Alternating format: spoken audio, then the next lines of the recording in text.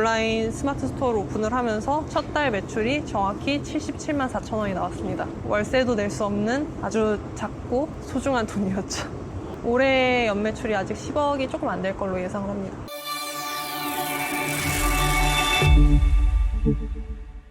지금 커피를 이제 로드할 건데요.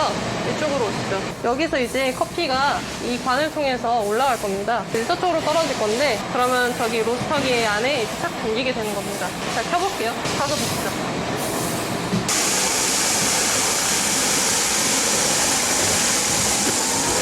커피가 이제 여기 담겼는데요. 이거를 이제 누르면 시작이 됩니다. 지금 어떤 과정을 하고 계시는 거예요? 지금은 이제 로스팅이 되는 과정인데요. 여기서 이제 콩이 진하게 점점 볶일 겁니다. 그렇게 되면은 종래에는 이렇게 진한 커피가 되는 거죠.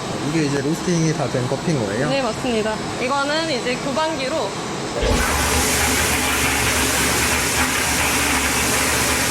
이제 커피가 나오면은 저희는 항상 후 블렌딩을 하고 있어요. 그래서 배합을 통해서 이제 커피가 잘 섞이도록 하는 과정입니다.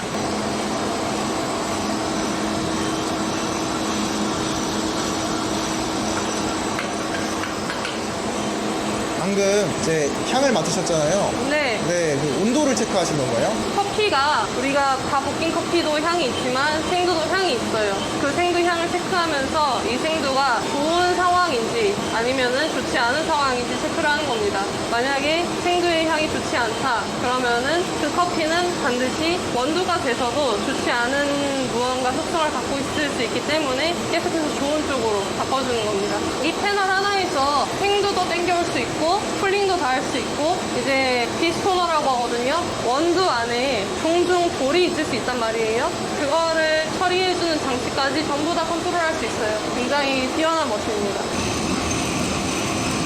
이게 이제 커피 이제 랜덤하게 뽑는 거죠? 네, 랜덤하게 이제 뽑히면서 색상이나 뭐 향을 체크할 수 있는 거죠.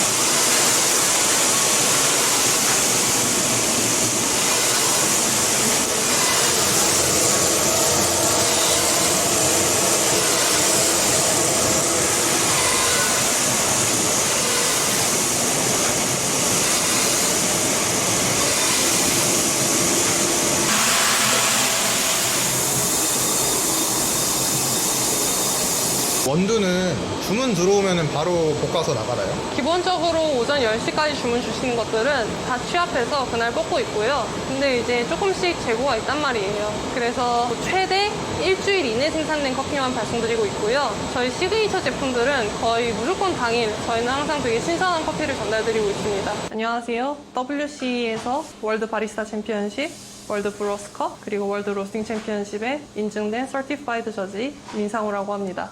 동시에 루비아 커피를 운영하고 있습니다. 반갑습니다.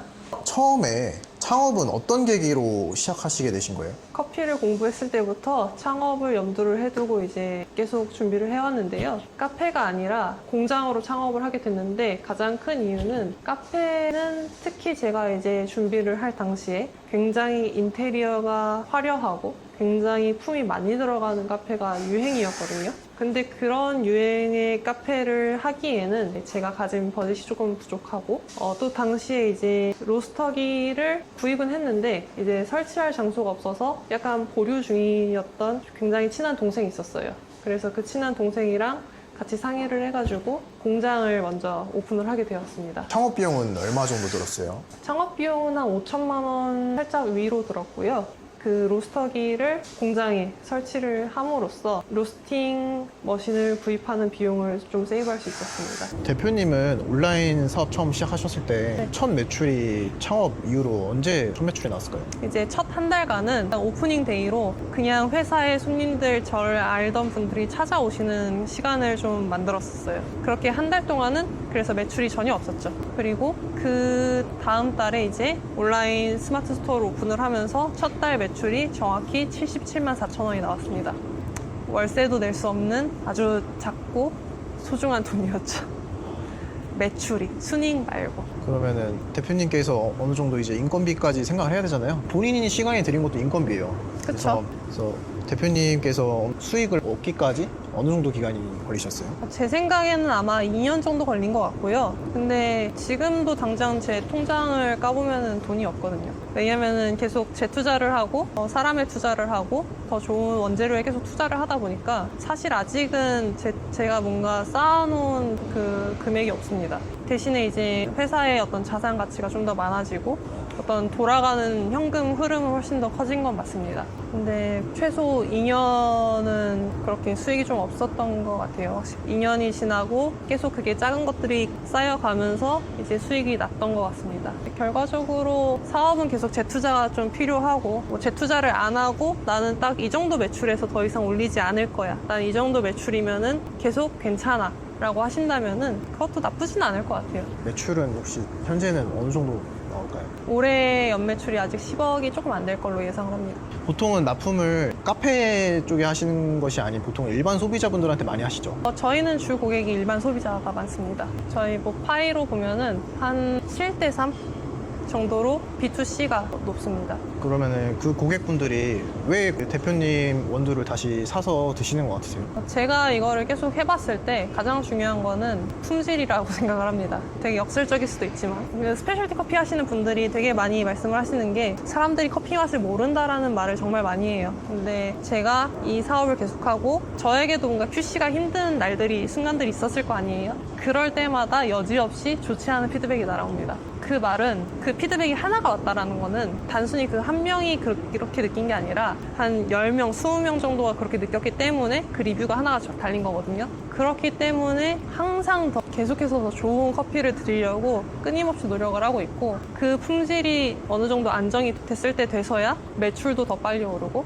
더 계속 좋은 리뷰들이 쌓이고 지속이 됩니다. 그래서 제가 생각하기에 소비자는 커피 맛을 기똥차게 압니다. 정말 기똥차게 알아요. 그래서 그 어떤 소비자의 입맛을 절대 등한시할 수 없다. 커피는 계속해서 소비가 되는 제품이잖아요. 한 달 거를 사고 나서 다음 걸 또 사야 된단 말이에요. 근데 한 달의 경험이 긍정적이지 않았으면은 다른 데를 한 번 더 가봐요. 왜냐면 원두 파는 데가 너무 많은데 굳이 이 집에서만 먹을 필요가 없단 말이죠. 그래서 먹어보고 괜찮으면은 또 살 수도 있는 거고 괜찮으면은 다른 데 또 모험을 해볼 수 있는 거예요. 근데 뭔가 다르고 뭔가 확실히 맛이 있으면은 계속 그 집을 갑니다. 그렇기 때문에 항상 소비자를 생각하고 소비자가 무엇을 좋아할지 고민을 해보고 그러한 것들을 계속 만들어줘야 된다라고 저는 생각을 합니다. 궁금한 게 있어요. 네. 매출이 성장한 그 요인 중에 가장 큰 건 어떤 점이라고 보세요? 가장 저희가 버라이어티하게 성장을 했던 거는 먼슬리 할인을 냈을 때였어요. 매출 성장에 정체기가 좀 왔을 때 다른 회사들은 어떠한 프로모션을 하고 있고 어떻게 지속이 되고 있는지 제가 레퍼런스를 되게 많이 찾아봤거든요. 근데 그 중에 하나가 제가 하고 있지 않은 것 중에 먼슬리 이벤트가 좀 있었습니다. 그래서 그러면 나도 먼슬리를 한번 만들어서 해보자 라고 했는데 그때 택배에 나갔던 건수가 정확히 한 92% 정도 올랐어요. 말씀이 이제 92%를 하셨는데 그럼 그게 몇 배죠? 대표님? 거의 2배. 거의 2배인 거죠? 네. 그때 이후로 이제 폭풍 성장을 하신 거네요. 그럼. 워낙 작은 매출이었기 때문에 계속해서 폭풍 성장이라고도 부를 수 있지 않을까요? 대표님 초반에 창업 초기로 다시 돌아간다면은 좀 이것만은 하지 말아야겠다 싶은 건 있으세요? 진짜 뭐 하나 좀 크게 저에게 와닿는 게 있다면 너무 완벽하려고 하지 말 것. 저희 회사가 처음에 시작할 때도 되게 완벽하지 않게 시작을 했지만 지금도 완벽하지 않지만 너무 완벽하려고 하면은 뭘 할 수가 없습니다. 저희가 패키지도 계속 나오고 뭔가 새로운 제품도 계속 출시를 하는데 당연히 이제 품질 면에서는 최대한 완벽하려고 노력을 하고 정말 맛있게 볶아서 전달드리려고 최선을 다하지만 어떤 브랜딩이나 패키지 아니면 뭐 어떤 동선 뭐 이런 것들은 절대 완벽할 수가 없거든요. 그래서 품질은 타협하지 않되 동선이나 브랜딩이나 어떤 패키지나 어떤 인테리어 이런 것들은 너무 완벽하려고 하면은 시작이 안 돼요. 그러니까 일단 어느 정도 됐을 때 시작을 하는 게 좋다라고 생각을 합니다. 그럼 이제 창업을 준비하신 분들에게 대표님께서 하실 말씀 있으세요? 사실 그 커피 산업이라는 것 자체가 굉장히 쉽진 않아요. 워낙 잘하는 분들도 많고 또 굉장히 저가 커피가 많기 때문에 그만큼 높은 부가가치를 만들긴 좀 어렵거든요. 그래서 커피를 한다고 했을 때는 좀 정확한 목표가 있었으면 좋겠어요. 나는 커피를 통해서 무엇을 할 것인가? 나는 이 카페를 차림으로써 내가 먹고 살 어느 정도의 그런 수익 구조를 만들면은 나는 된다. 라던가 나는 카페를 해서 이 커피를 스타벅스에 버금가는 세계 회사로 만들 거야. 라는 목표도 저는 좋다고 생각을 하거든요. 근데 그러려면은 최소한 정말 어떻게 그 회사가 컸는지, 어떠한 자본이 들어가고 사업을 하다 보면 되게 순간순간에 결정할 게 되게 많거든요. 그러한 단계에서 내가 어떤 롤모델로 하고 있는 회사가 어떠한 결정들을 내리면서 그렇게 커왔는지 그런 것들을 좀 디테일하게 알고 접근을 해야지 성공 확률을 높일 수 있다고 생각을 합니다.